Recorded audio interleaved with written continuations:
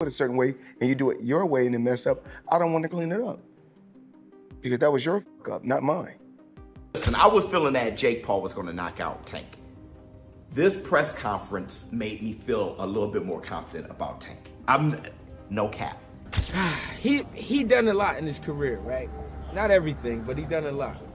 What people don't understand is his business is a lot.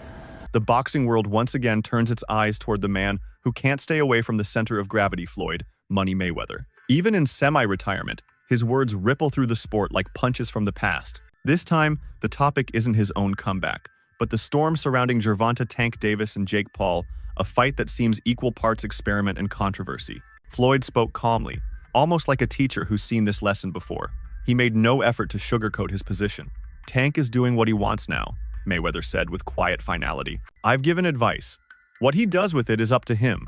If you choose your own path and it backfires, that's your lesson, not mine. Within my team, do it my way. Because if you mess up, I don't mind being a janitor to clean up the mess because I told you to do it a certain way.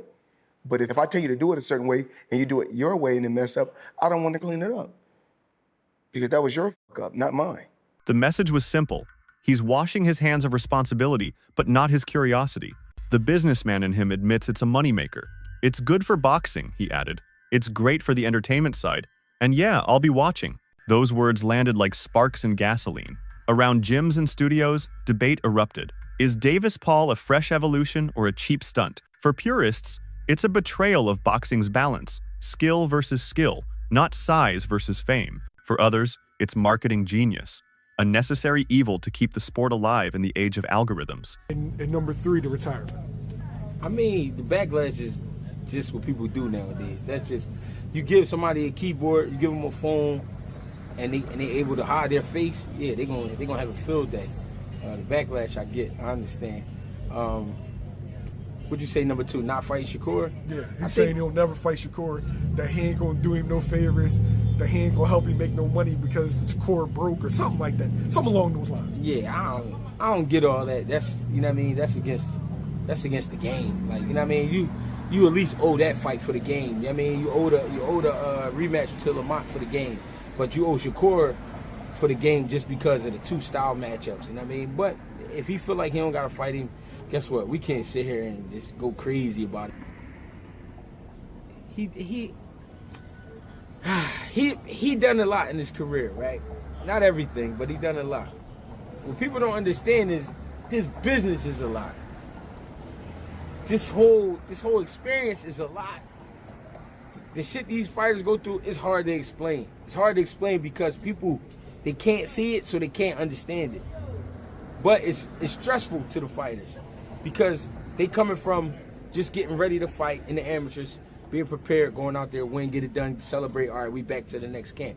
To now, marketing. You're talking about marketing. You're talking about lawyers. You're talking about all this shit that you just never imagined. You're like, why do I have to deal with all of this shit? People trying to keep money coming in, so they try to come up with bright ideas. At the same time, you got a lot of people trying to get. Trainer Greg Hackett voiced what many insiders quietly feel. Everybody's got an opinion, but nobody's taking the punches, he said, half amused, half irritated. People tweet from their couches like they've lived this life. Tank doesn't owe them explanations. To Hackett, social media has made every fighter a public defendant. A single career move becomes a headline, a verdict, a meme long before the first bell even rings. Then came the pundits. Max Kellerman, never afraid to poke the hive, questioned whether Davis had ever truly been the man in any division. Kellerman is full of nonsense. Max Kellerman claims that Gervonta Davis was never a champion, that we've never been a period of time when we looked at Gervonta Davis and said Gervonta Davis is the man in that weight class. Bunch of other ridiculousness pouring out of the pie hole of Max Kellerman. Max Kellerman is one of the most biased, bought and paid for journalists that there is in the sport of boxing, and to have him back talking again on and giving his opinion again about the sport of boxing, I promise you, is not a good thing. But let's analyze what he had to say about Gervonta, that Gervonta was not ever a champion. That is ridiculous because Gervonta Davis was a champion for the IBF at 130. He was a WBA super champion at 130. He is currently the reigning WBA champion at 135. And there is no other champion in the division for the WBA at the moment. He is the only WBA champion that there is at 135. He had a portion of a secondary. The title at the time he won it at 140 was a secondary title. So if you do not want to count that, I don't know why you wouldn't, seeing as everybody else counts that belt. But okay, fine. He's a 2-division world champion. That is more than zero, Max Kellerman. Now, looking at the idea that Gervonta Davis has never been the man in that division is absolutely ridiculous because Gervonta Davis has really been the man in that division the entire time that he's. The comment triggered instant backlash. Critics rushed to his record. Multiple titles, highlight, real knockouts, sold-out arenas. He's been the face of lightweight boxing for years, one analyst fired back. That's not hype, that's hardware. The feud wasn't about facts, but the invisible power of narratives, and how modern media can crown or condemn a fighter overnight. Knockouts. People like knockouts. They don't care if you're knocking out cab drivers. Look at Jake Paul's career. You can manufacture that though. You can manufacture that though. You can manufacture knockouts. You can't manufacture. To a Gervonta degree, Davis. you can. To a degree. I mean, destroying you can't. Frank Yeah, Martin. Gervonta legitimately cannot get knockouts. I agree. He can punch, but there's a lot of limited knockout artists though, man. He's one of the least active punchers in the game with the highest knockout percentage of current heavyweight. But if he was a real knockout artist, if he was a real knockout artist, prop him up against the best of the best. Felix Trinidad was a knockout artist. He was knocking out the best of the best. If you're a real knockout artist, prop him up against the best and show us how he smokes them. But the way Paulie, we did when Felix Trinidad was doing it. You know? The way they did it when Mike Tyson was doing it in his prime. Say what you want about the Mike Tyson era. He knocked out everyone from 1986 to 1989. Everyone got knocked out. Everyone. Well, by your standard, you could say that Tyson was, to a degree, manufactured. No, and because Teddy he Atlas fought 100%, everyone that was there. Everyone that was there at that time fought. Teddy Atlas will 100% agree with this. With the expense he of would say the guys Witherspoon. that were afraid of him. With the exception of Witherspoon. No, but they all, doesn't matter. He knocked them all out. There was nobody you could say in that era except maybe Witherspoon, who I contracted. You can say the same thing about? Who had contract issues with King at the time. Except for Witherspoon, there is nobody Tyson didn't fight in that era. He knocked them all out. You can't say like, oh, but if he would have fought that guy, I don't know. No, with Davis, there's guys right now that have been hanging around for years. Yo, dude, when are you going to fight them? The lightweight division was stacked with talent. Even at 130, it had a lot of talent when he was there. Didn't fight almost any of them. So it's not the same thing as the Tyson era. You want to say anything about Tyson era? Fine. It wasn't as high level or something. He still knocked. Across the ocean, Paulie Malignaggi added his trademark sting. This is a circus, he snapped during a sit-down with Chris Algieri. If you want to be remembered with the greats, fight the greats. Don't sell illusions. He pointed to legends like Felix Trinidad and Mike Tyson, men who earned their myth in blood, not views. You can't market greatness. You have to prove it. His frustration wasn't about Davis alone. It was about an entire generation walking the tightrope between sport and spectacle. Still, not everyone's dismissive. Listen, I was feeling that Jake Paul was going to knock out Tank. This press conference made me feel a little bit more confident about Tank. No cap. I know Tank wasn't saying much, fumbling over his words, seems bashful, but I'm looking, right? And I'm just like, bro, he doesn't feel that Jake Paul is an issue. Even though he said it, he doesn't feel like he has to whoop his ass. He doesn't feel threatened. That's the word. He doesn't feel threatened, but he does feel out of his element. I'm gonna be honest, man. It sounds like, I know everybody's looking at this press conference and it's like, number one, I know what y'all saying. It's a clown show. It's not real. Tank was paid off. It's fake. Because Tank, when he was talking about Jake and JB, even I was like, what is he talking about? He laughing. What are you talking about?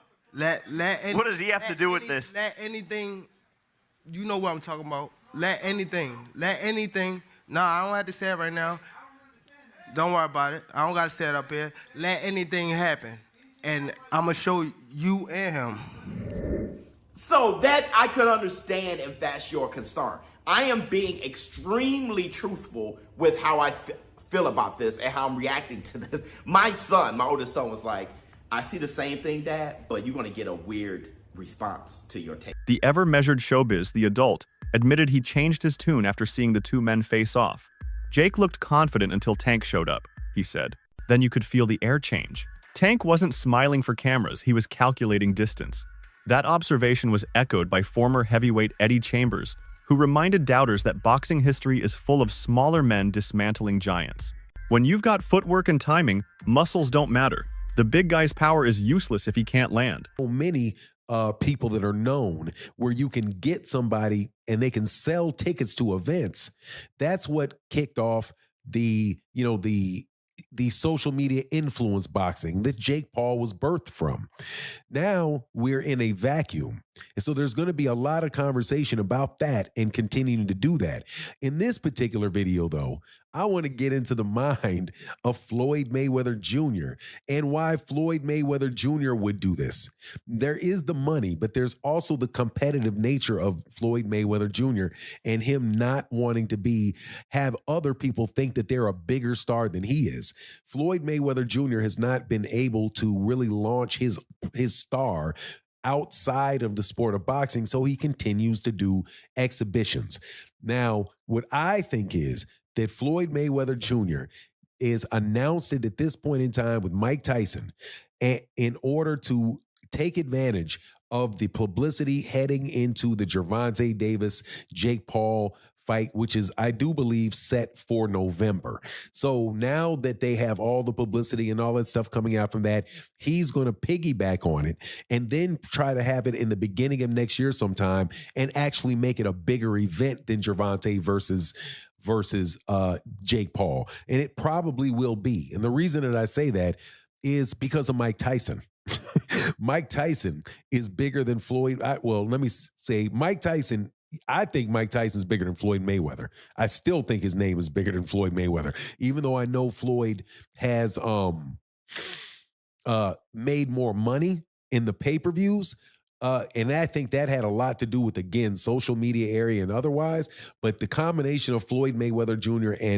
and Mike Tyson and the question about whether Timothy Bradley, pragmatic as ever, kept it businesslike.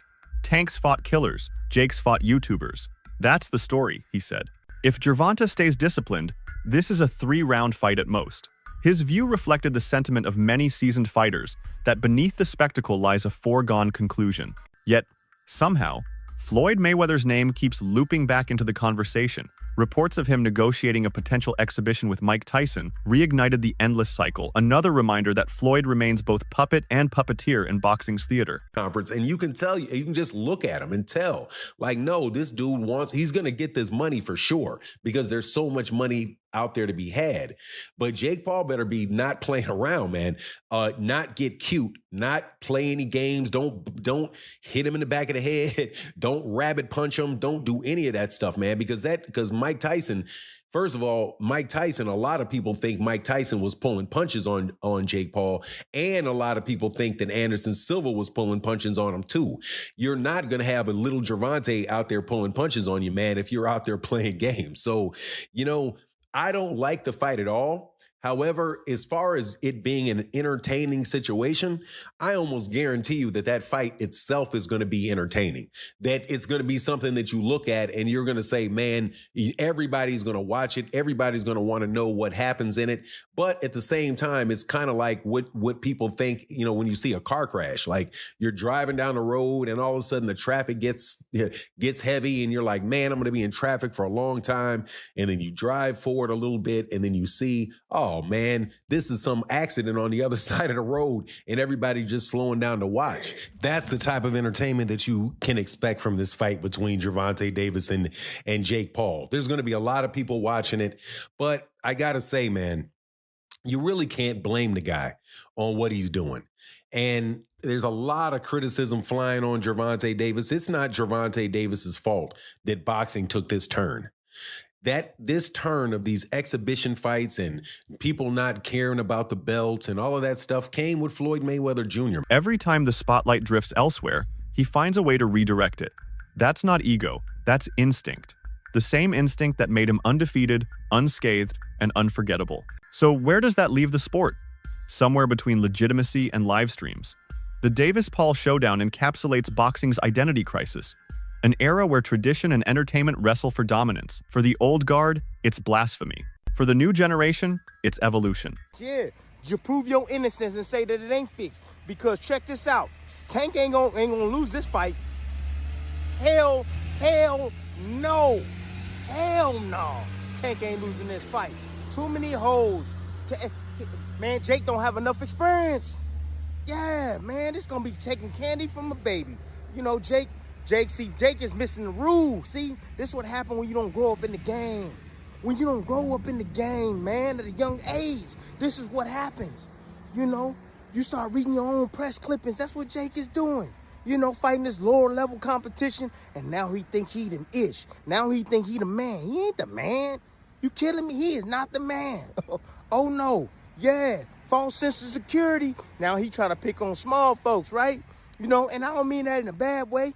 Yeah, I'm just saying size-wise. Yeah, that's another thing, boxing one-on-one.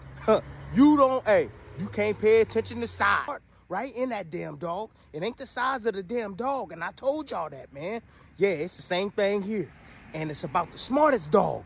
Tank too smart for him. Tank got too much boxing IQ for Jake, man. This gonna be easy. Easy. Like I said, man, Tank, please,